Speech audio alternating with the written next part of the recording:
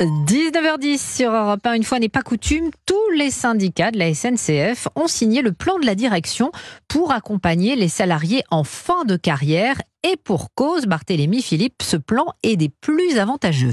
Oui, au point qu'il détricote en grande partie la réforme des retraites pour les cheminots. Exemple avec les contrôleurs. Ceux qui ont été embauchés au statut avant 2020 ont vu leur âge de départ décalé de 57 à 59 ans, tandis que les contractuels recrutés récemment passaient de 62 à 64 ans, comme les salariés du privé.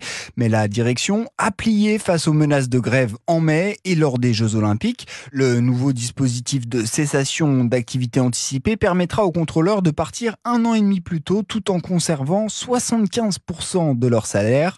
Une revanche contre la réforme des retraites, selon Julien Trocaz, secrétaire fédéral Sudrail. Évidemment, on n'a pas anéanti cette réforme injuste et brutale. Mais par contre, on montre bien qu'on l'a affaiblie. Si on a voulu nous mettre à genoux avec cette réforme, on a riposté, et on a riposté de la meilleure des manières avec cette négociation de fin de carrière à la SNCF. Et selon une estimation de la fondation IFRAP, ce nouveau dispositif de retraite anticipée pourrait coûter jusqu'à 300 millions d'euros par an à la SNCF, une entreprise publique financée par l'État.